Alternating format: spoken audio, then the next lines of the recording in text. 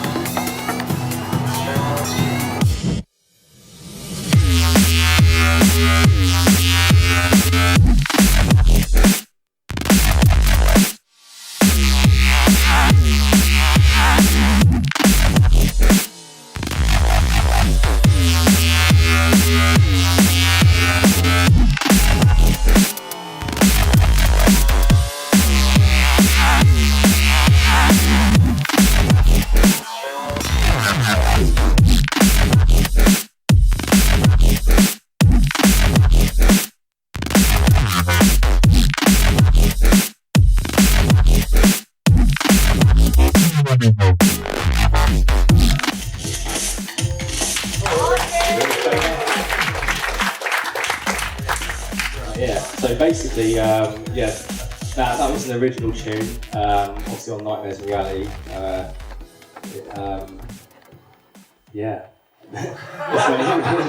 I also worked with a vocalist quite a lot called MC Maxim.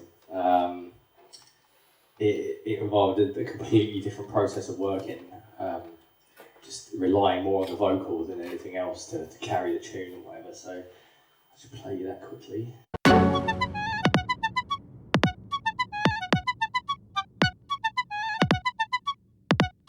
Nightmares in reality.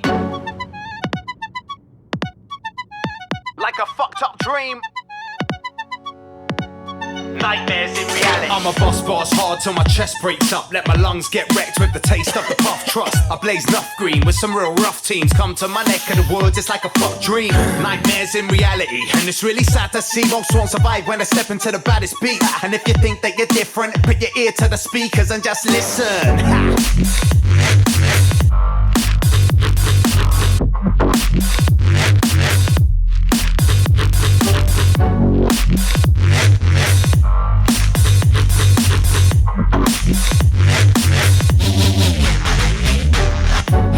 That's the sound of the beast rolling down your street with a blunt and a fat sub. Not a sandwich, I'm talking about vibrations, etc. But yeah, that's another aspect of what I do. Obviously, not everything that I do is sort of like club based or like bass driven or whatever. So got I'll play one of my remixes first. Yeah. I played one I did for Face, like James mentioned before. Neo Signal.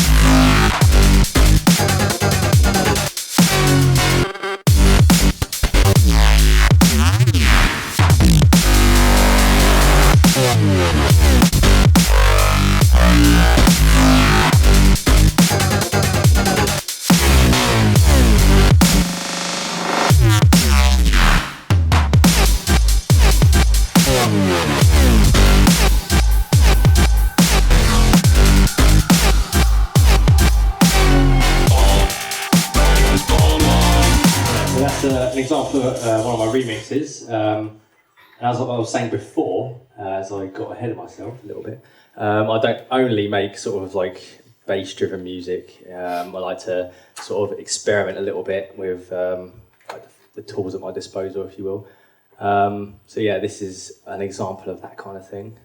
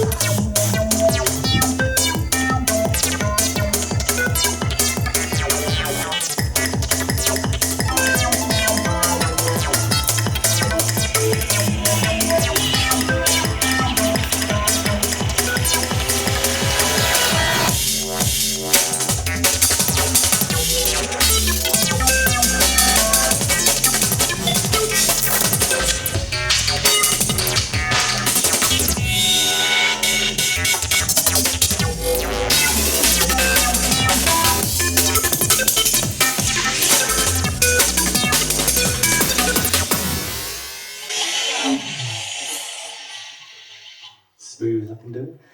But yeah, but there, that's a sort of example of sort of experimental thing that I sort of like doing. This last track is something I'm going to elaborate a bit more. It's called Two, also off Nightmares from Reality, but I thought it'd just be a sort of an ideal thing to sort of show you what was happening with it.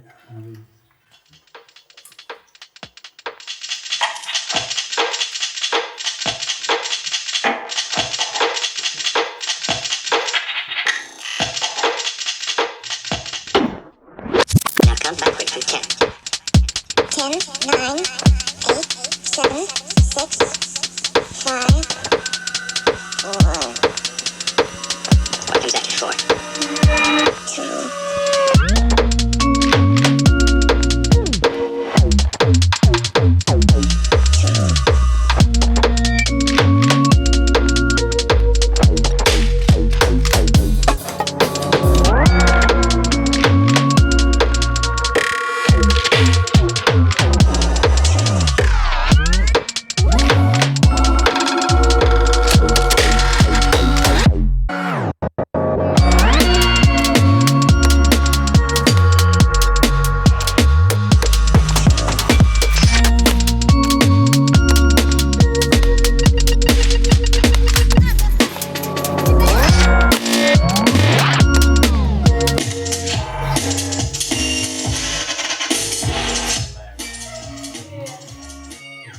Yeah, okay, so that one I'm going to elaborate slightly on.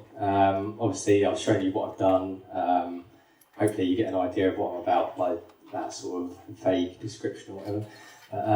Yeah, so that last tune too. Basically, the whole idea for it was I sort of based the whole concept around the sample that I found from I think it was one of the Planet of the Apes movies. It was basically the countdown 10, 9, 8. It was a hypnosis scene, and I wanted to sort of really pull that across into the music.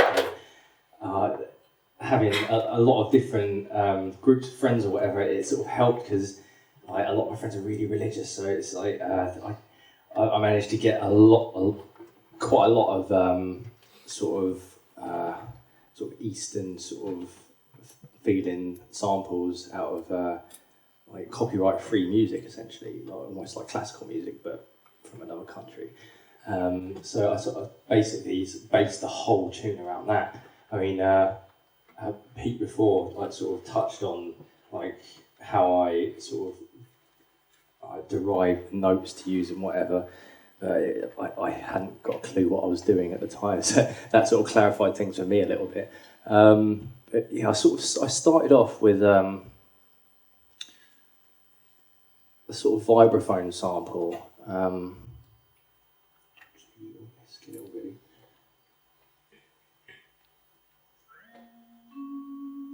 It's a bit quiet. Yeah, so that sort of thing.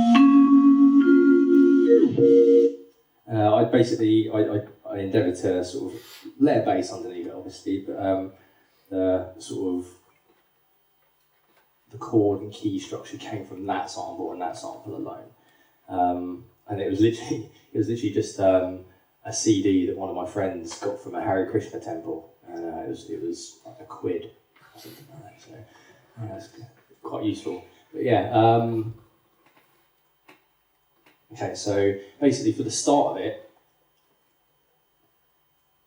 I had, let me try and find it here. There's a break. Maybe this is it. No, that's it. No, this is it.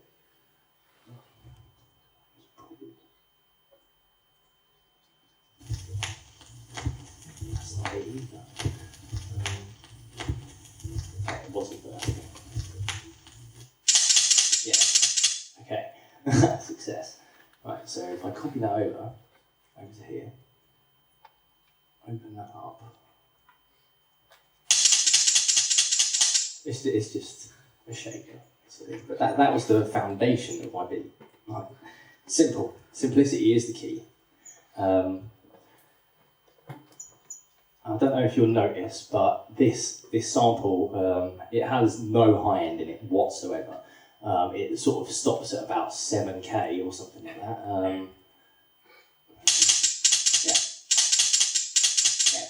About 7K. So I wanted that to be a sort of a massive part of how I started the tune, because I'm used to sort of making like massive club bangers basically, and that you need over exaggerated high end for a lot of that. And I just wanted to come at this in a completely different way, basically.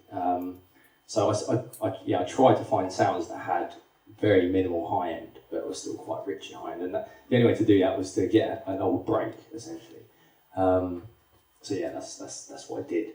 And the reason I did that is because there's a lot of glitches that happen in this tune that are very high end based, and if you have a lot of high end in your tune already, that's just going to be completely wiped out. So it's if you're going to have a lot of high end glitches or like small detail effects, it really does help to start your tune like, with as little high end as possible.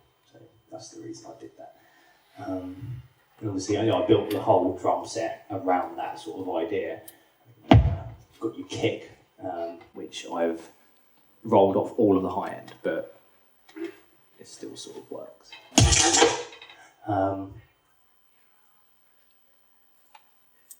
And as far as that goes, that was the drums. Onto the atmospheres. Obviously, I touched on before the sort of the little audio sample I got from the CD. I think I can stretch out and play what that actually was. Just turn off all of the ventilation.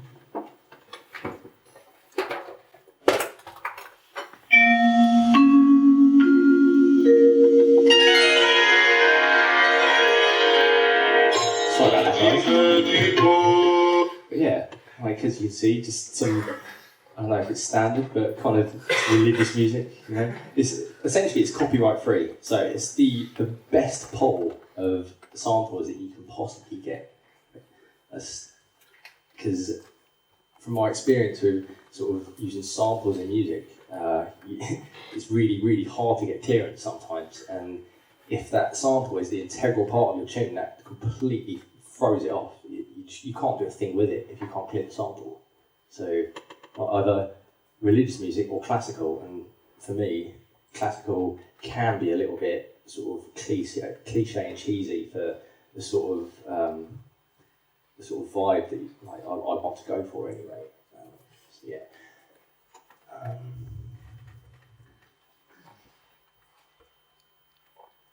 So yeah, that's as far as the atmospheres go for the time being.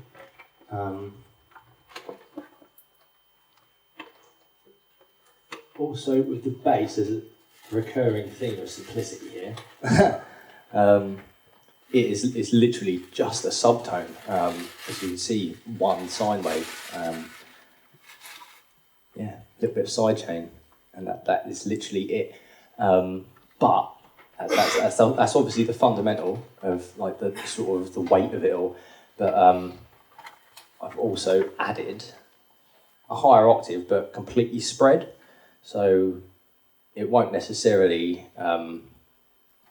make it any fatter, but it will add a sort of overtone to it all that it just makes it more audible through a sort of regular sort of system that doesn't necessarily have like a million times the sub bass. Right? So if I play the sub bass without any of these overtones, it's just the sine wave, but then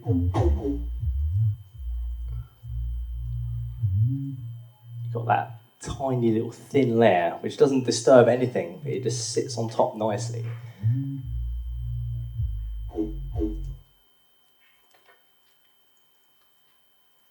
And then in addition to that, it looks a bit more complicated, but I assure you it isn't. It's so simple. Literally just square waves for this.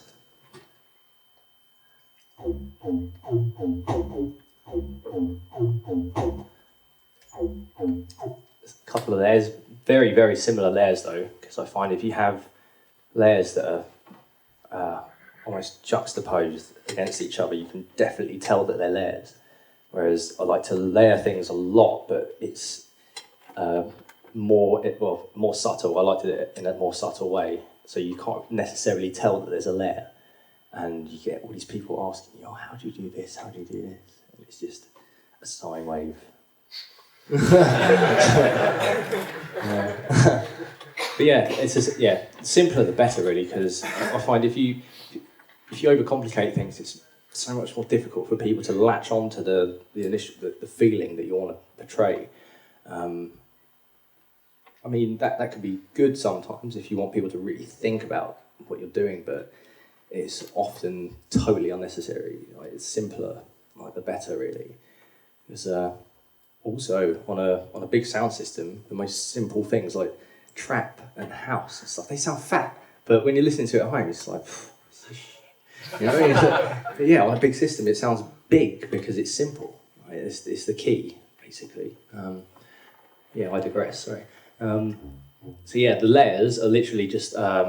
It's almost like a chord in a way, but it's not like a sort of a multi-noted chord, if you will.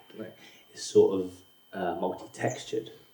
So you've got your fundamental, and the sort of the third or whatever,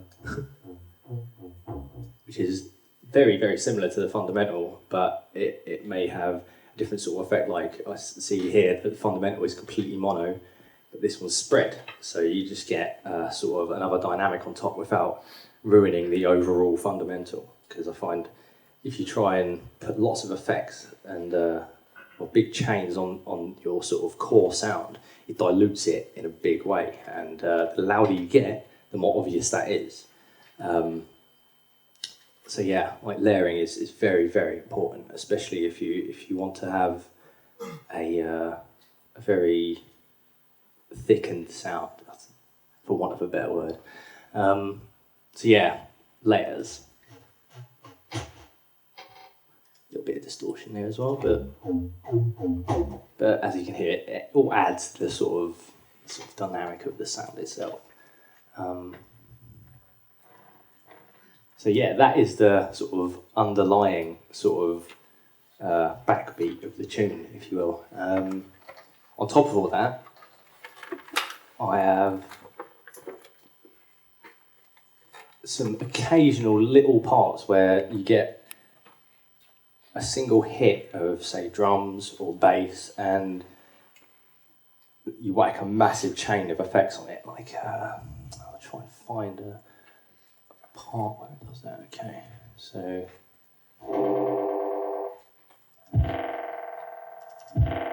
yeah, literally, like, this is where I've recently found that delays are one of my best friends.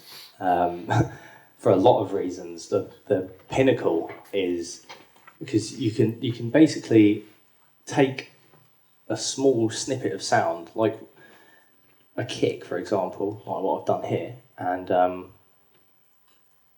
almost get a time stretch effect without stretching anything, so you don't get any of the artifacts that you get while you're stretching, and you can basically tie a whole section together where otherwise it would be sort of, I don't know how to explain it, it would be very monotonous otherwise. So it's very much a sort of almost the way that a techno producer would look at things, because they come at it from a very loop-based sort of background. So they need these sort of little sort of like effects that come out of nowhere almost. And if you have a sound that is solely for an effect, it's so apparent that it almost ruins the whole tune for me. So if you have your effects coming off of a part of the backbeat, it makes it sound so much more natural, like it's supposed to be there, as opposed to you just chucking in an effect over the top of things. So basically what I've done for this glitch here is it's literally just one delay. And the key for this is not using the sort of the grid snap thing, like not having it synced basically. You have to have it in milliseconds because the sync will never go down low enough unless you're at like 500 BPM or whatever. So and basically the thing with delay, it's strange how our ears work. Anything below 20 milliseconds, your ears don't actually like recognise that as a delay. So I'm not sure what it's called, but it registers it as something completely different. So if I just play.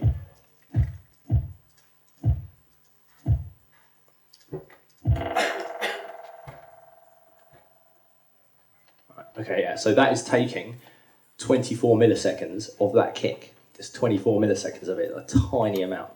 And it's like replicating it for however long. Like this will only go up to 95%. But obviously if you've got a delay that goes up to 100, it will delay indefinitely. But that sort of thing is for a bass sort of effect is very useful, because you can also tune the sort of response that you get, because the amount of milliseconds you have, or it's basically the oscillation of the sound goes, well, it takes a certain amount of milliseconds to complete a single oscillation. And if you take, like, well, it depends on the frequency obviously, but if you take, I don't know what this is,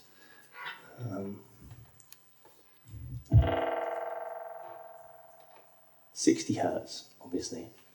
Yeah, 24 milliseconds, you'll get that note. I don't know what it is, we'll have to get Pete back to tell us.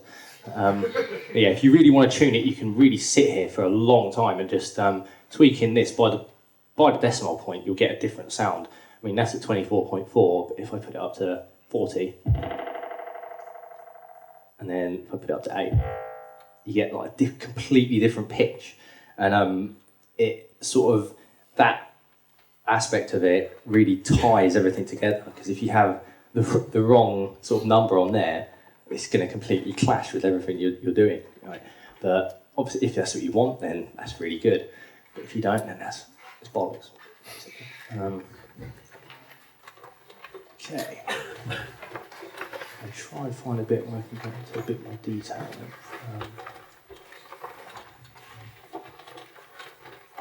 This bit looks okay. So.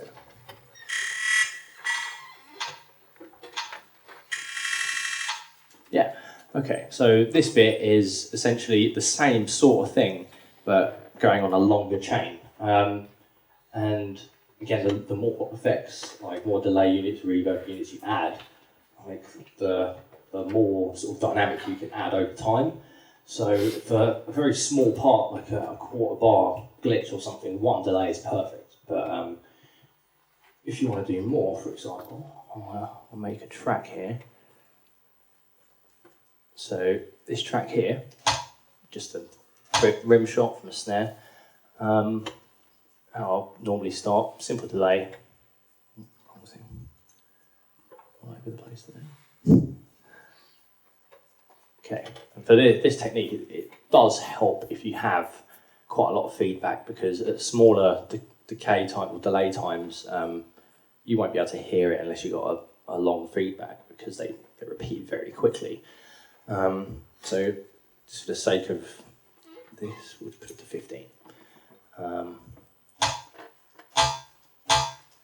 And already you get that sort of digital effect, but still with the sort of fundamental body of the sort of rim shot.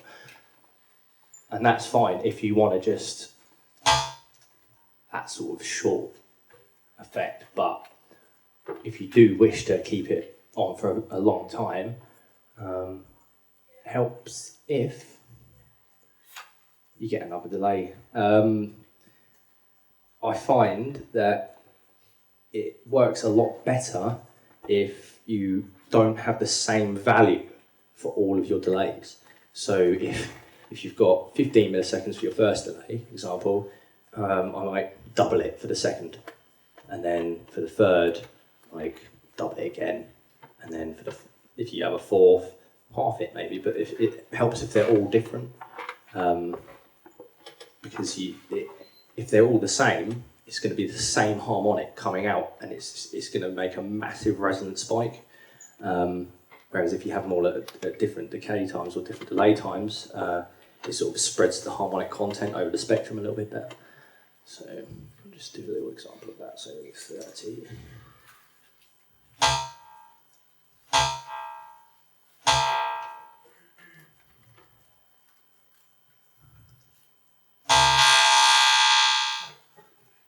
And then what I do after every 2 delays is add a reverb, because it can get very, very sharp very quickly. And what a reverb does, it just smooths off the edges. It makes it sound like it's coming from over there instead of right in your face.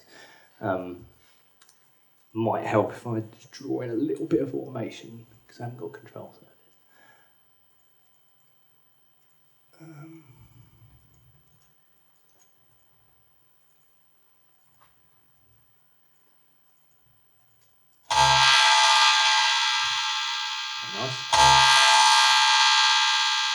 And just have the reverb come in. A lot of people would argue that it's easier to have all of these wet dries on a macro, or some sort of controller where you just turn one knob and they all come on at the same time. But I disagree with that, because if you look at all the automation I've done, it all comes in at different times, and you can't do that on a macro. And if you had them all coming in at the same time, you just get a massive wash of noise straight away. Whereas if you have them coming in independently, you get a sort of rolling movement of almost a modular effect to it. And then I tend to go extremely overboard with this and have a massive chain of 20 delays and reverbs, and I go with that. Just do a 7.5.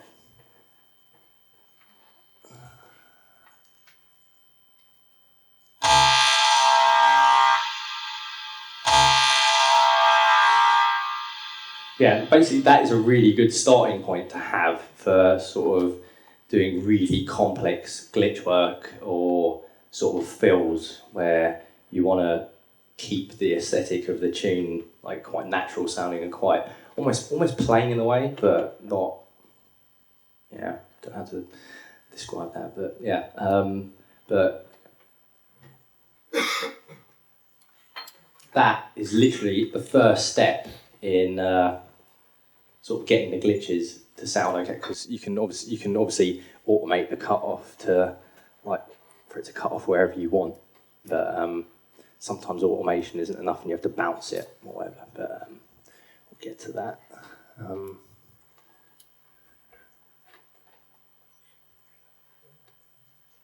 Actually, a pretty good example of that would be in here, where I've basically taken a vocal, again, of like a religious CD, and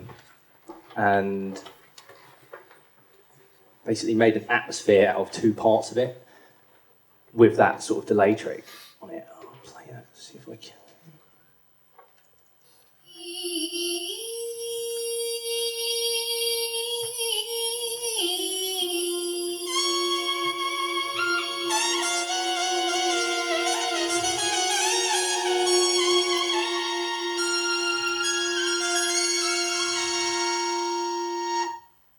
Yeah, that is literally all that like, that delay trick. It doesn't just work on small samples. It literally works on everything.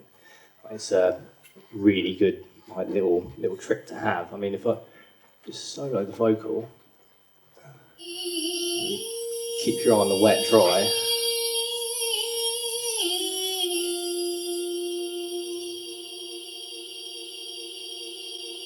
Just keeps going. It's just a nice little effect to have. Also, when you get that into audio, you have a lot more control over it, and it's nice to do like little pitch bends or whatever. But I'll get into that. So.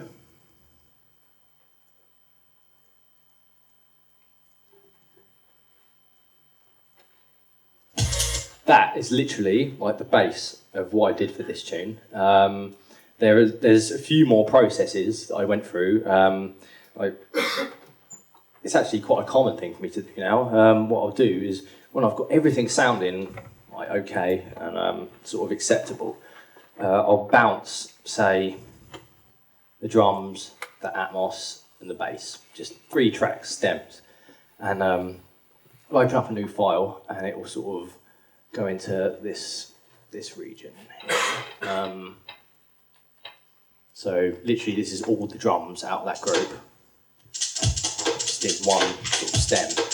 And I find that doing that, it gives you a new element of control, like that you wouldn't necessarily be used to if you're just using the sort of standard MIDI or multi-track like audio or whatever, because it sort of gives you a finalised shape of what you're dealing with, like, as opposed to having to guess where all the transients will go and where all the tails will end up. It just makes it so much easier. But obviously, doing it this way, you need to make sure that you are happy with how it sounds first, because going backwards and forwards, it's not about that basically. But yeah, once I've got it to this stage, I find it a lot easier to work with.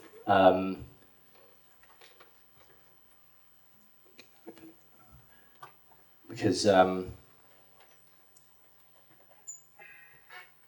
when you export from when I export from my first track, I'll find that this might be down to really bad mixing or whatever, but I find that I have some horrible transients sometimes for no real reason, or what seems like no real reason. So when you get it like this, you can put the most minute little fades in places where you wouldn't even hear it, and it will just completely take away that peak. But again, I don't know whether that's just bad mixing on my part or that it makes it a lot easier basically. Also, you need to make sure that you're happy with it, because if you keep bouncing digital audio, you'll get artifacts that won't necessarily work with your tune. It will make it sound weak, distorted, and like almost underwater, almost like the sort of effect you get from an MP3, but it's obviously not an MP3. So yeah, it's good to be careful about how many times you bounce things. I think anything up to 4 or 5 times, like anything over that, like you'll severely degrade the audio. So yeah, it's important to be happy with it before you bounce, basically. Well, I've done this tune 3 times, so. But yeah, by the end of it, like each time I'll refine the sort of glitches. I'll try and find some. Because in the first instance, like with all the audio tracks and everything, like I'll do the initial start on what will be the glitches, like with the delay trick, with like reverbs, with like subtle time stretch. I don't really like the time stretch much because you do get the sort of unwanted artifacts sometimes. Sometimes it's good, but most of the time it's not. So yeah, that's another reason why I use the delay instead. But yeah, each time like I put it in a new file, I'll like refine the glitches. So maybe this one might be.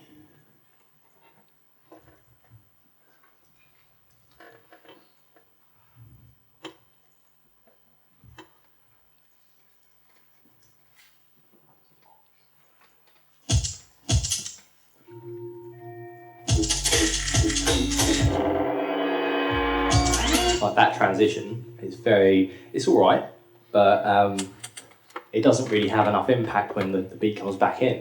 But then I'll go to the last file that I did, and it'll have a very different feel.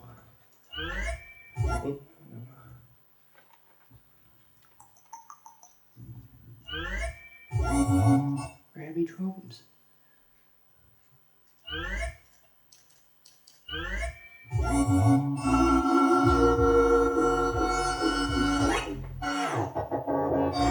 Yeah, like basically all that stuff just came from bouncing the audio into, get a lead out here. It's this one.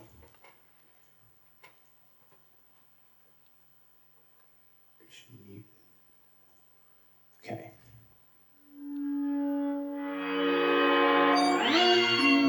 Yeah, it's pleasant, but it's not glitchy enough. If you go to the second instance, it just has a bit more, well, more to it, basically. It's again, really simple stuff, like audio chopping, bit of editing, also pitch bend. Pitch bend is my most used aspect of editing within like the stem format, basically, because like before that you've got the sort of the reverbs and stuff like that, but that's your space. But like the stem editing is literally for glitches you want to be really, really present and in your face. So it really helps like to do the pitch bends in this sort of section rather than the first one, because when you put effects over pitch bends, they can become muddy, you can get unwanted notes. Yeah, basically. So it's just, I find it much, much better to do it in this section. I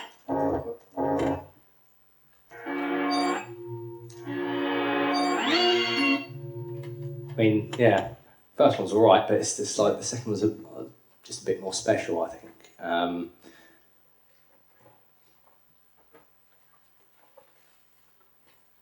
So yeah, the third one, the third bounce or whatever, the third generation of audio, is literally to get my mix down like as flat as possible without like destroying the sound of compression or anything like that. So again, much like the second bounce that I did, I'll initially bounce like a reference, just like clean, unaffected, like without a limiter or anything, just to see where all the peaks are and the transients and how they're behaving together.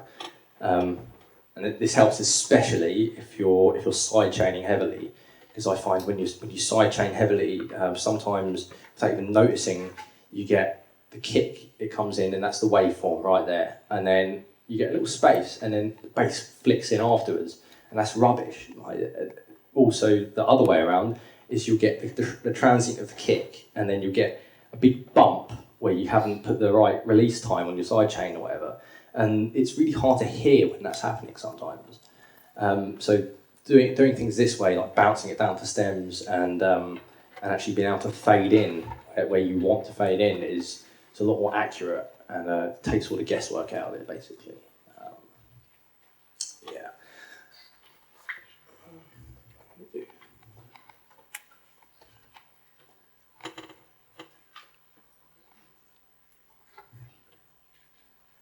Right, yeah, okay. Right, so another thing that I wanted to talk about briefly was gain staging. I don't know if any of you really know a lot about that, but it's something that when speaking to a lot of other producers, they just don't have a clue what it is, basically. And it's again, super simple, but it's the simplest things that make your life so much easier, in the long run anyway. For example, bad gain staging would be sort of to have say you've got a drum group and your kicks at 0 and your snares at like -9 or whatever, and you've got a limiter or a saturator or whatever on your group for your drums, and that's at -6. Now, if the things that are going in to the limiter, saturator are more than -6, then you're going to get some serious juxtaposition between each sound that is going through that. So it helps for you to have each of your sounds in your group to be lower than the actual output of the group. Say, if the group is outputting at -6, it's probably best to have everything in the group -8 or below, because together, on top of each other, they will be -6 plus, and that's where obviously the limiter comes in to cut off the extra 0.2 dB or whatever. That will save so much time in sort of processing your group or worrying about whether your sort of like kicks too loud or your snares too loud. Because like if you've got it all at a nice flat level, then it will be okay. Because like I doubt any of us have perfect room basically for making tunes in, and it will colour the sound so much that you don't even know where you are. Like, I get that, and kicks are the worst for that, especially the low end, because you're sitting there, you're listening to it over and over again, and I sort of start to lose objectivity over it, and I start thinking, well, what am I trying to do here? I don't know anymore. So if you sort of go, yeah, that is at the right level, that's okay, then you shouldn't have a problem. I mean, if it's not at the right level and you still need to push it up, then you've got a problem with your sample or a problem with the way you've processed it. So thinking about it like this way will sort of help to identify a lot of the problems you're having with your processing as well. Because you might have it sort of EQ'd a bit like in a dodgy way or something, and it's sort of cutting away all the body but bringing out all of the sort of extra harmonics that just create noise and volume, where it wouldn't necessarily make it nicer in any way. And also, if you do it that way, you'll need to push like the limiter down and squash out the transients, and it just causes all sorts of mess basically. So if you just start in a very like almost logical mindset, thinking, yep, my kick's going to be at -8, my snare's going to be it's spot on basically. Organised is the best way, because you'll only have to go back, and then when you go back, you're like, what the hell have I done here? You won't have a clue. Well, I get that all the time, basically, what I used to. It's just confusing and frustrating that you've done all this work, spent days, weeks, however long on it, and you haven't got a clue what you've done. So it's sort of counterproductive in a way. So I think that's probably one of the most important things you can actually think about, other than the sort of theory side, which is the music, which is what you're making essentially. So That's the pinnacle for me, working out your key structure. But after that, it's definitely gain staging, like for all the reasons that I've put forward and more that I've probably forgotten. So yeah, if anything to take away from this gain staging, look it up. It will be infinitely helpful, basically, in sort of your workflow and how it sort of, how you're able to work, basically. Sorry, can I ask a quick question in relation to that? Shoot. I don't know whether I took it too literally, but say for example you said you were busting on your drums for work, and you said you had a limiter on there with say a ceiling at minus 6 dB for example, and you're saying try everything coming in at say minus 8. Well, if they're coming in at a low level, would they not even be reaching the ceiling? Would they be having any gain reduction at all at that, or would you drive the input? Well, yeah, that's actually a good question. Yeah, no, they wouldn't be hitting the ceiling at all. That's the point. So you want to keep every transient intact so that it maintains its shape. Yeah. I've seen different productions when I've analysed, say, the Skrillex tune, for example, and his snares are completely like bricks at the top. Yeah, They sound fat, but they've not got the character of the stick hitting the drum. Yeah, totally. So ideally, you're saying, it's horses for courses, but to try and keep the original shape intact. Yeah. Well, I mean, a lot of different producers will approach this in a lot of different ways. There's no right or wrong. It's just opinions, really. But yeah, I think it is. What do you do, Jimmy, to keep it intact? I try, because at some point you're going to have overlapping transients, aren't you? So when those transients overlap, you're going to get an increase in your dB reading, aren't you? So when that comes, like a hi-hat over a kick, it might not sound like it's going to affect it much, but your kick might be at -8, but then as soon as that hi-hat comes in, it's at like -3. I mean, so there's no way of like telling. I had a similar thing where I was layering a clap on top of the snare, and the snare it looked nice, it sounded nice. As soon as the clap was on there, the waveform didn't look right, didn't sound right, so I had to sidechain the clap to the snare so that it would almost duck the clap out quickly and then come back in, and then it started looking and sounding all right. I mean, the thing is with claps is it's not just a solid transient, is it? It's like lots of little transients.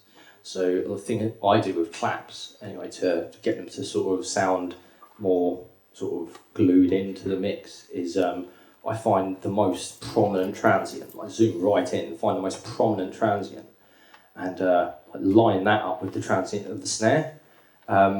Sometimes, like, I'll sidechain the clap to the snare, or a carrier of the snare, like a bit of white noise, like a little click or something. But sometimes I'll fade the snare into the clap, because it depends which has the best transient for the tune, really.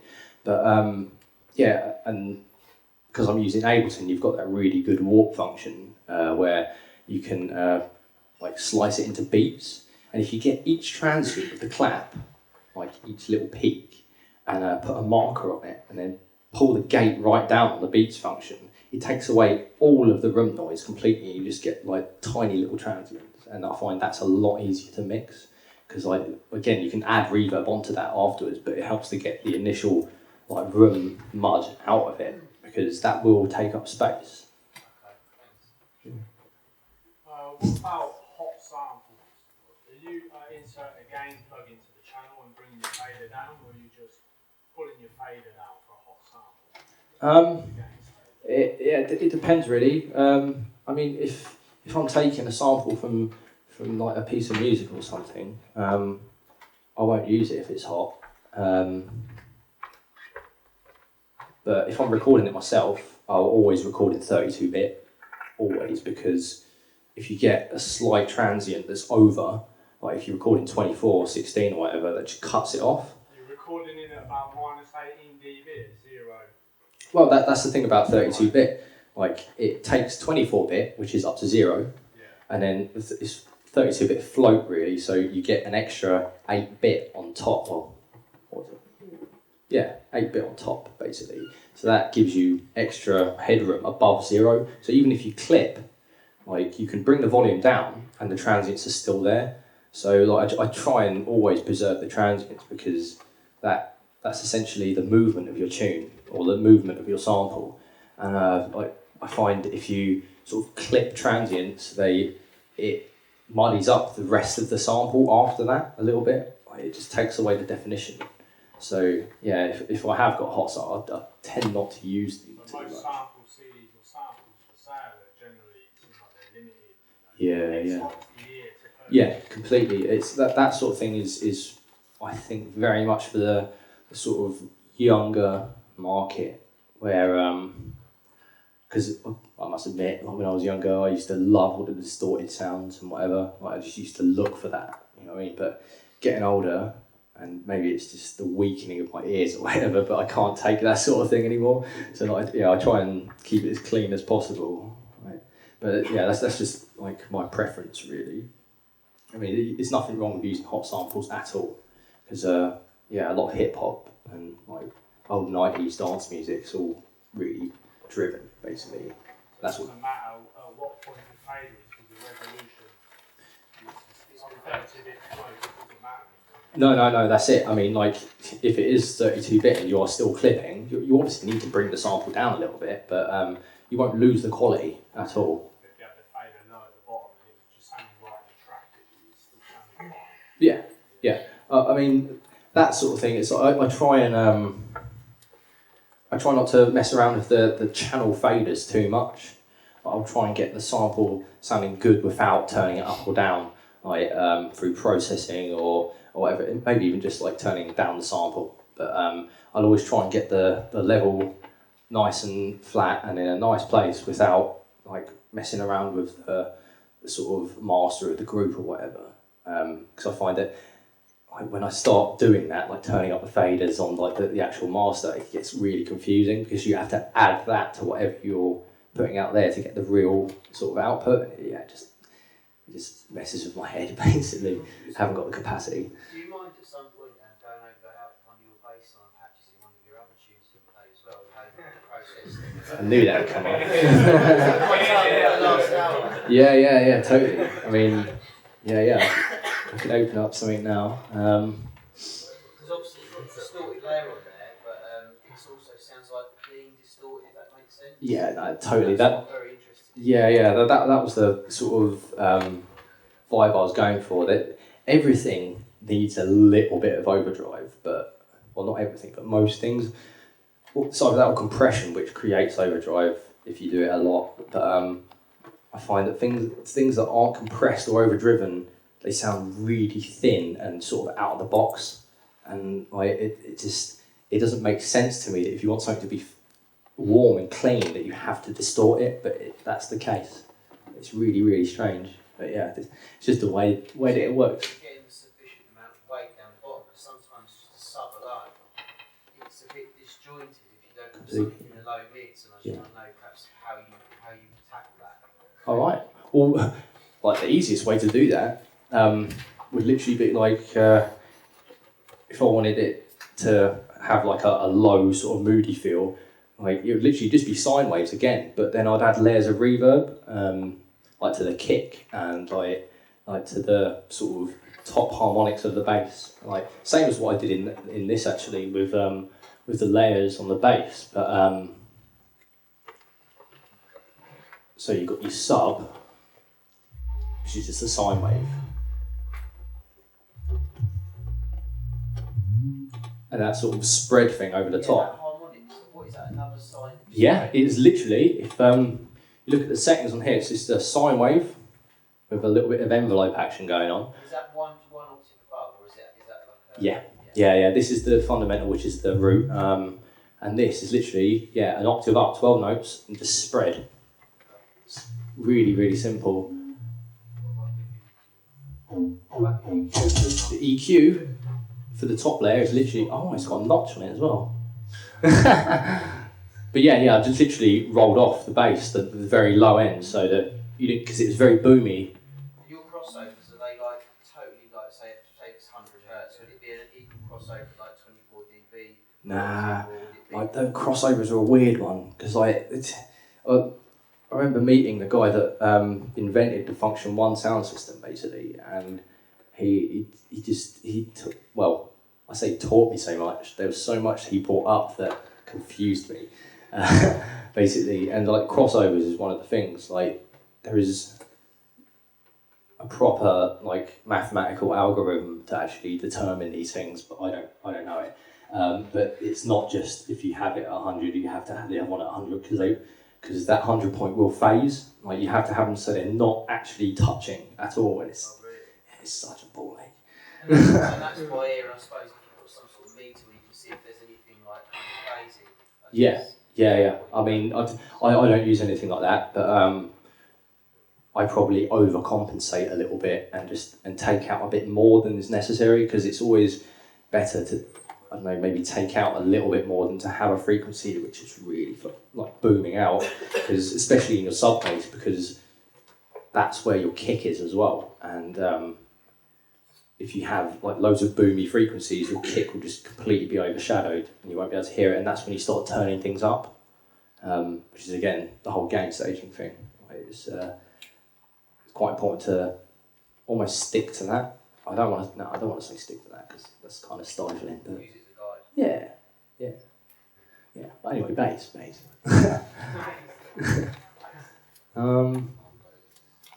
So yeah, I think James mentioned earlier the Skrillex remix I did.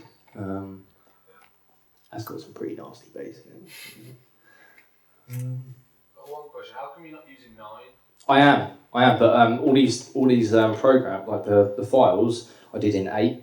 So, and I'm using 64-bit now, so none of my plugins work. So I've had to start again, basically.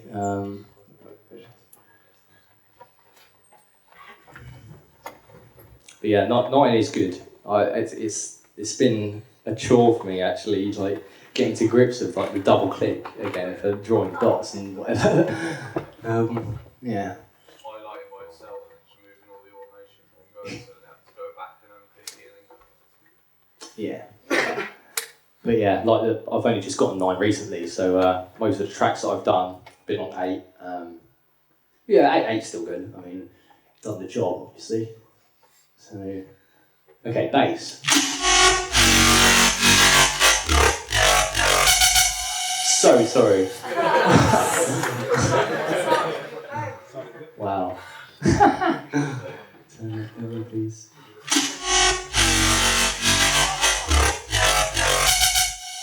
Okay, so the first bass. Let's try and find it here. Is it? Okay. Bit more complicated. Okay, we've got.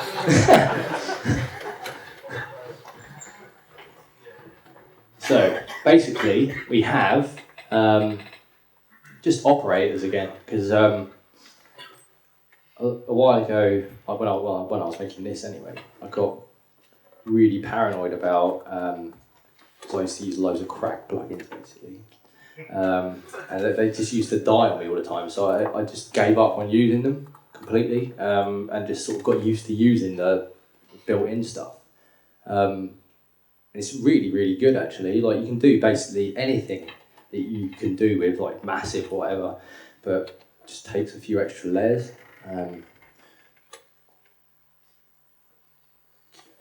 an operator just one single oscillator? No, it's 4 operators. There's 4 oscillators. It's fundamentally like an operator is a 4 oscillated FM synth. That's what it's classically known as. But this one, it's got lots of different algorithms. So, like this little bit here, you can go from everything, like modulating everything. So, like your fundamental is A, and B modulates A, C modulates B, D modulates C, or whatever. Same as FM8 basically. Yeah, but a lot more simple. And FM8 doesn't have this option either, where you can actually change the algorithm. This turns it into additive, so these all come out independently, so nothing is modulating anything. So it's quite versatile in that way. But most of the time I use it in the FM because it just gets a really cool sound, like with very, very minimal work. I mean, all of those operators, are they all the different separate bass patches that stack? Well, if you look at the settings, like on these bits here, they don't actually change that much. There's very, very subtle changes, but because it's FM, like the most subtle change will actually dramatically change the sonic value. So. What about in the filter and LFO section? Because I can't see it. It's on the speaker. Scroll along. Oh right. I've got Rates and loads obviously. But to be fair, all this is it's not really changing the sound a lot. Do you know what I mean? It's like, yeah, some reverb, sidechain. That filter's not doing anything. I don't even know why it's there. Notch filter. Like notches are really, really good actually for creating movement. Because for example, like a lot of people would think, bandpass, because that creates obvious movement, but that also adds volume. It adds resonance and frequencies you might not want. Whereas a notch actually takes away. It's sort of more like a sort of EQ, if you will. Make it sound wider as well. It can do. I mean, like I have the phase, which is the sort of how it modulates at 0, because I like to keep the power of my sound in like as straight down the middle as I can, and just have like the sort of the lightweight bits around the edges. Because when you start putting really heavy sounds around the edges, you start really unbalancing the tune.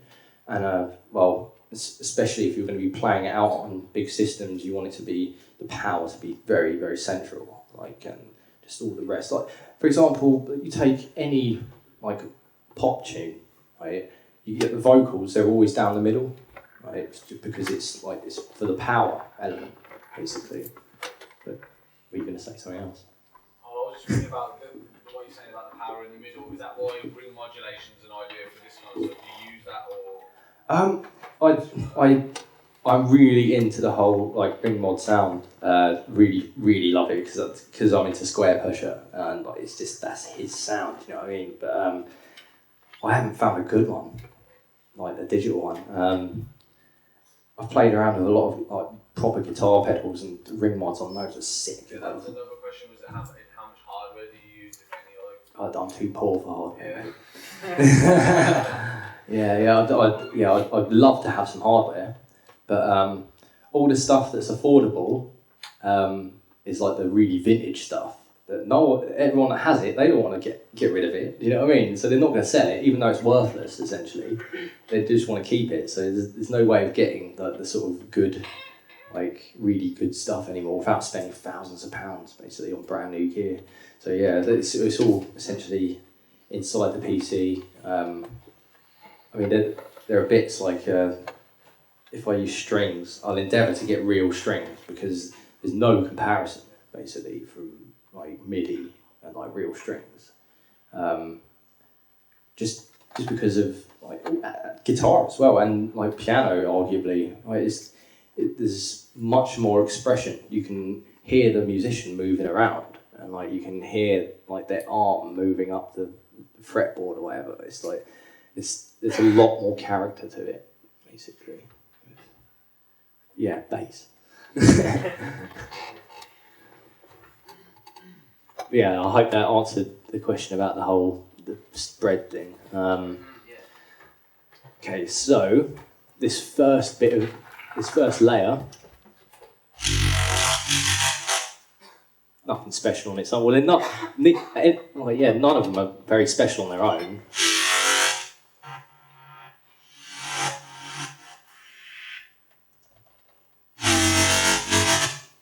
Sounds like the meat of it. Yeah, all together. Yeah, you just get a sort of, it's almost like a wall of noise, you know, but in a controlled way. As if you're trying to make that out of one synth. I find that you'd have to use a lot of saturation, a lot of overdrive, and that will detract from the original quality of like what you're actually doing. So, and that's a very good thing about FM. You can get really, really like crunchy, like distorted, almost distorted sounds without any additional plugins. You can just get that fresh out of the synth, and I think that really helps basically because the more the bigger the chain of effects, the lower the quality at the end of the day, because it has to be processed again and again and again and again. So yeah, it's anything to cut down the amount of effects, even though it seems like a long line, it's the resolution makes it look bigger. You always have some separate to your like processing as a whole. Yeah, up until the sort of group bus stage, where I used to keep it separate, but I found that it made it sound really isolated. How do you bring them together? Like, would you send them to the same bus, and then what would you do to sort of gel them? Literally, okay, so this is the bass group. All I have on there is saturator. Yeah, -6. The drive going in is -6. That is basically just to keep the volume coming out of it the same. There's no real need for me to boost it more, so I just keep it even. And yeah, a side chain going to the drum chain, which is just a bit of white noise, because I find if you use the kick sometimes or the snare, yeah, it ducks too much, and even if you use the filter on the side chain to only make it recognise the top end, it doesn't recognise the transient well enough, whereas a bit of white noise is there, basically. So yeah, I tend to do that quite a lot. But yeah, group effects, I try not to put a lot on the group, to be honest, because you've made your initial sound in whatever track you wanted to make it in, and that should be enough, really. Like, if you start putting loads of effects on your group, or like distorting your bass or compressing it like too much, then you're going to ruin every other sound that's in there. It's best just to like keep it, I don't know, just like putting something on there that keeps it tidy rather than affecting it in a big way. Because you've got like, you'll have different LFOs on then I saw you had the macro and the single LFO, so is that kind of tying all together again? Yeah, that's right. That's what I expect. This was a long time ago. So yeah, I think that's just going to the amount. So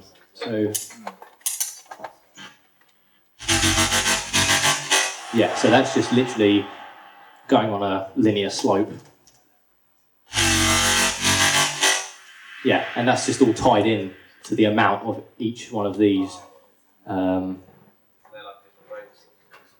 No, they're all at the same rate. Otherwise, you get like a really untidy sort of bulge of rubbish. That just sometimes it could work. I mean, like I said, there's no right or wrong. It's just if you want it to really sound tight, it helps if you have them all modulating at the same time, and it makes it a lot cleaner, basically. Because if I was, for example, to put that on an 8th note.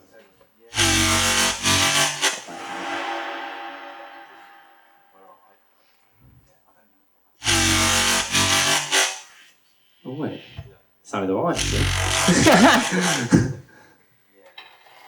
Yeah, I suppose you could have it on different things. Because I couldn't see that because of the rates.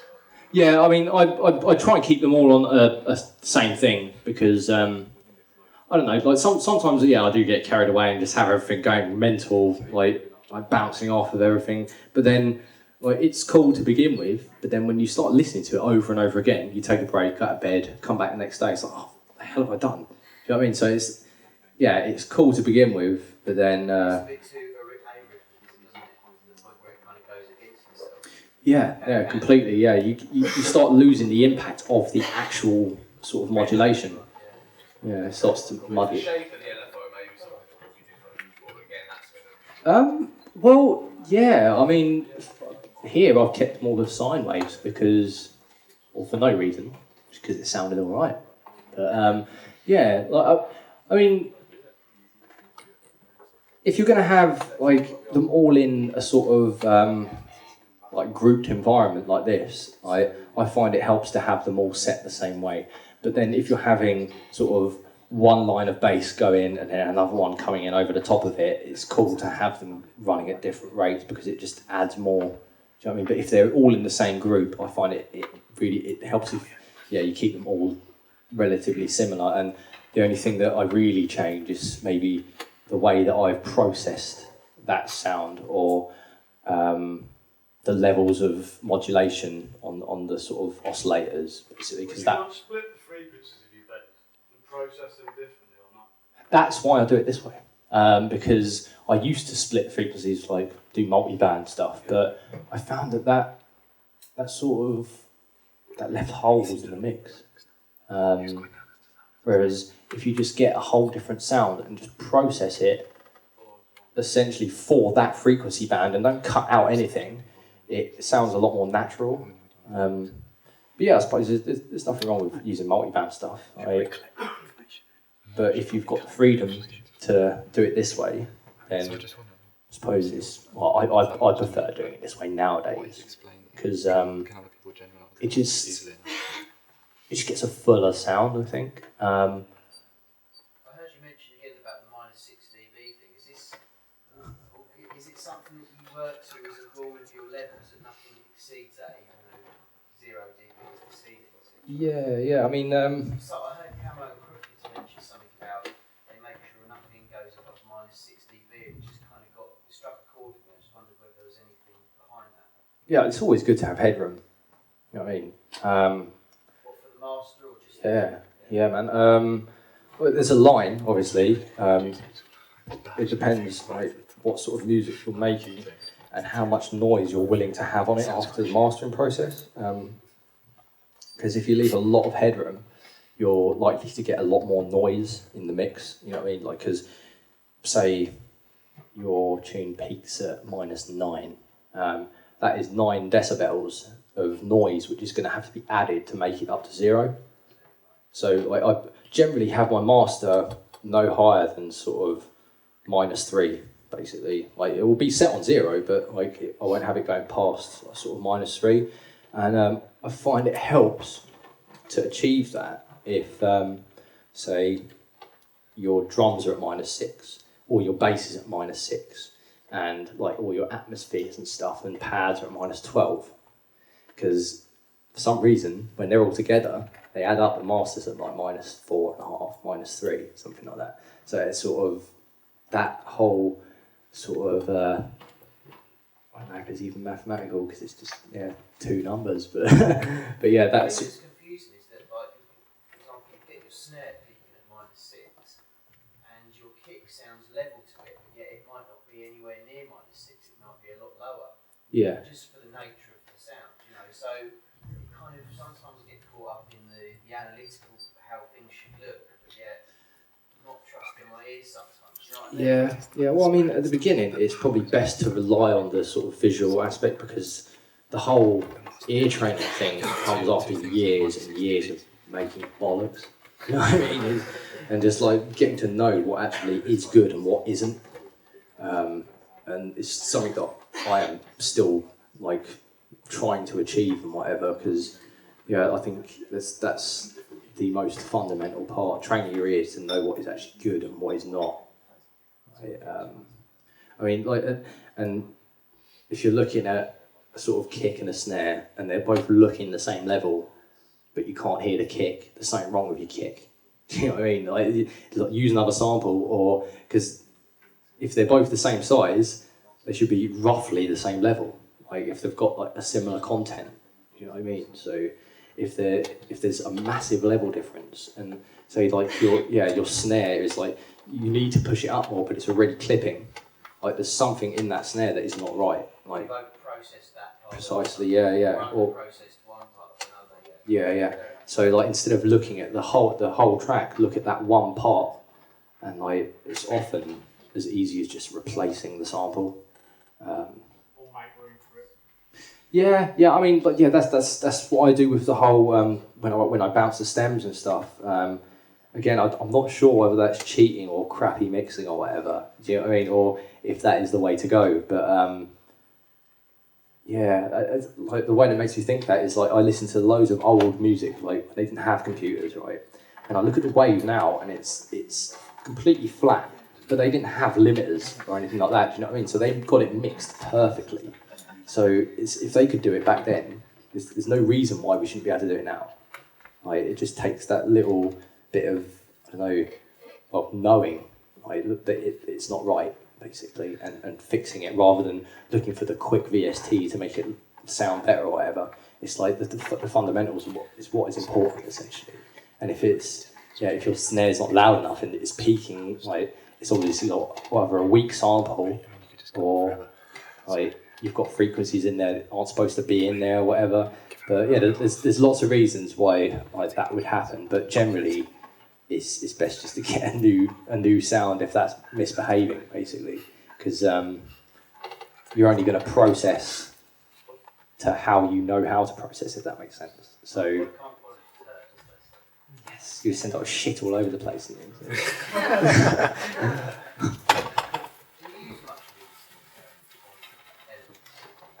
I'll use it as a last resort. Well, yeah.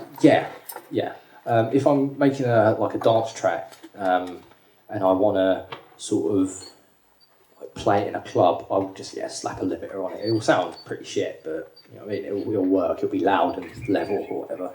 But I'll generally, like within the sort of production process, I'll use it sparingly. I'll try and use compression more because it doesn't just chop off the top of the yeah. Well, that's it. It essentially it doesn't chop anything off. It literally reduces the volume of it and keeps every single bit of the sound and doesn't turn anything into a square. Do you know what I mean? So I'll try and use compression a lot more. You know. Through it from halfway through, you put your compressor on your master bus. No, when you've set your faders, you do kind of height and set your threshold accordingly, and then continue to mix through it, or you put it on at the end. I'll just whack it on at the end. Yeah. I'll use sort of spectral analyzers. Like the built-in one's pretty good in Ableton. John, we've got about 15 minutes left, so basically, could you guys again just make a little note of your questions, and we'll definitely answer them at the end if that's cool. Yeah, brilliant. Thank you. Yeah, I completely forgot what I was saying. Sorry, I hate to be the one to do that, but yeah. Yes, yeah, the spectrum analyzer in this is actually really good. Sort of going through it. Go through the master.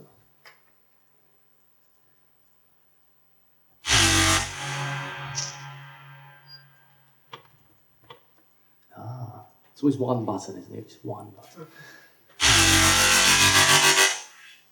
Yeah, that sort of gives you an idea of like what sort of level you're at. And I mean, as far as like the level of like sub bass to like mid bass or whatever, like I'll never ever pass -12 with my sub bass ever, because you've got way too much if you do that. And it might sound good if you push it up more, but when you get it onto a system maybe like this or a club, there'll be nothing but bass in there. And when you get it mastered, like everything on top of the bass will actually modulate with the rate of the bass as well. So it just destroys your mix completely. Yeah, that's as far as that goes or whatever. But yeah, the bass is working with operator is really, really, really, really in depth, like in a way, because each decimal of a dB will change the sound dramatically. So you just have to get it like exactly where you want it. Like, you know what I mean? It's just like changing it a tiny bit just makes all the difference. So it's literally sitting there like a nerd for hours, annoying your neighbours, just going over that one loop over and over again. And like it's actually quite difficult because you think, oh, I'll just add another layer, but then you end up with like 10 layers and like what are all these doing? Why did I add these? So it's important to sort of get a half decent sound first before you start layering. And I think I probably got it with this one. Yeah, and then just figured out, that needed more fizz or whatever, and just, open up and operate with just the teeth, or, just adding tiny little elements. And I don't know if you notice, I haven't really, processed them a lot, in respect to, the first one. Were they all saw waves?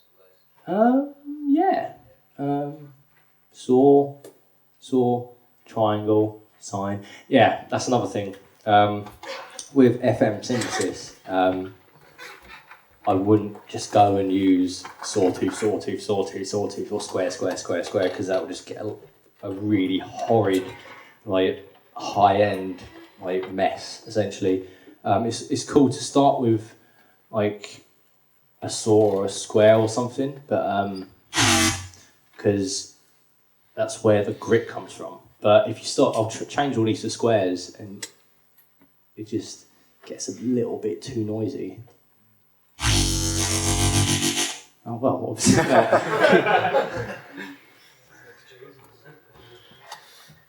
Yeah, I could change them all to side. It's just, yeah, literally, it is preference. I mean, there are certain rules of working with FM. Obviously, like, you have to know how it works. Like, the fundamental is your root, and I'll just change that to a sine, like a knob. Pull these back. Sweet. So yeah, that's literally just the carrier, and then the next oscillator will modulate the carrier, like, depending on what frequency you've chosen. So for this, I've just literally kept it within the keys. So like whatever key you press, that's what frequency it modulates it at. And it's just a triangle. Yeah, but yeah, when you start adding more oscillators, like the C will modulate the B, which in turn obviously modulates the A. Adds a little more each time, and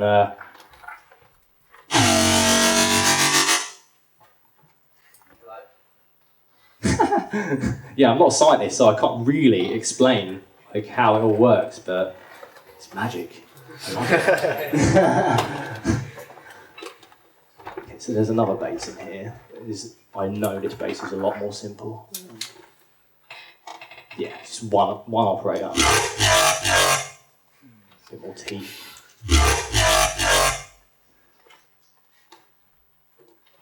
So yeah, that's the same. The saw wave, low pass, nothing spectacular. Oh, this one's got a chorus on it. Yeah, nothing special at all. It's got a triangle modulating that, sine modulating that. Yeah, you know what I mean? What are the settings on the compressor, sorry? Compressor. It's not active. It was a sidechain, but it hasn't got an input because it hasn't. Yeah. But generally, again, yeah, that sub bass is separate completely from both of the basses, and it's only because of this thing that they're sort of glued together.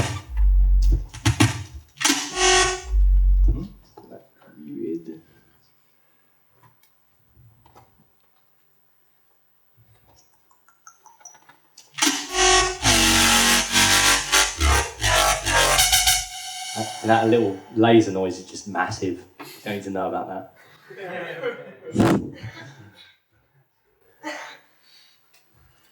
Yeah, and the side chaining thing as well.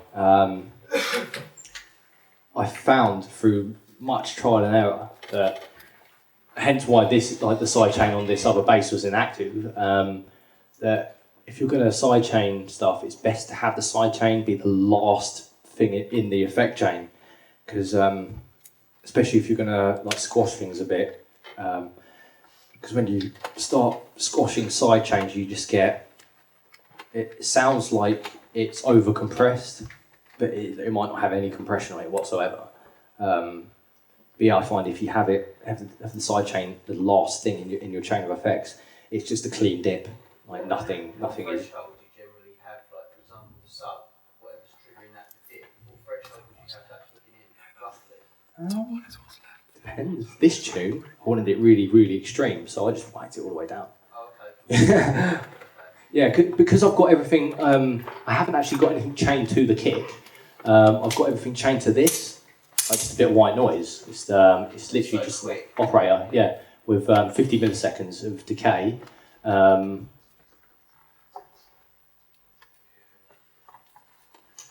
Yeah, basically, like this is such a small decay that if you had it maybe minus 30 or something, nothing would happen. Well, something would happen, but it wouldn't duck out enough to let your kick come through. If that makes sense.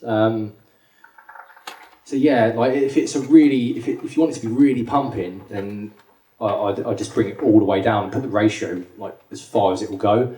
I mean, the important thing with sidechaining, I think, is the release and attack times. Because that's what actually makes the curve. And like I said before, it's really difficult to determine that sometimes when you've just got it like this, which is like often why I choose to bounce it down and completely disregard, like bypass the sidechain completely and bounce it and then just do it myself. Because sometimes you won't even need to sidechain some of the notes and it's just dipping out for no reason. It's just taking away sound that should be there. So yeah, I basically mostly use the sidechain for sort of reference, just as a quick fix while I'm in this sort of mode, if you will. So how do you know about mixing your tunes down? Do you mix it as you go along, or do you get to the end of your project and then go, right, I'm going to mix downstage? Both. Yeah, yeah. Basically, like the whole gain staging thing just like forces me to, literally forces me to get everything sounding good from the start, because otherwise you just have to go back otherwise, wouldn't you? Yeah. I mean, it's really nice to have it sounding good, especially when you come up with a really nice creative bit and it all sounds right. Do you know what I mean? Whereas if you come up with that bit and it sounded shit, you'd be like, oh, it sounds shit. Do you know what I mean? So yeah, it swings and roundabouts, mate. You know what I mean? It's 6 of 1, mate. Yeah. Whatever works at the time, then. Yeah. I mean, it basically both hinders and helps the creative process. If that makes sense, it's weird, man. Because if you spend too much time on the whole gain station thing, you'll forget where you're going with your creative process. But then again, if you don't have that good sound to begin with, you won't have a creative process to enter. So. Yeah, totally. And I mean, like, as far as the proper mix down goes, I'll wait until I've got everything sounding good, and then I'll bounce the tracks. I'll bounce the groups, like just the drums, bass, and Atmos, vocals, whatever, just so I have the definitive tracks. And then if there's any sort of horrible peaks, we'll just go in, get rid of it. Or in that stage, I'll do extra glitches or whatever. Do you know what I mean? Because it's they come across a lot clearer if you do it, you glitch of stems instead of your actual MIDI or whatever.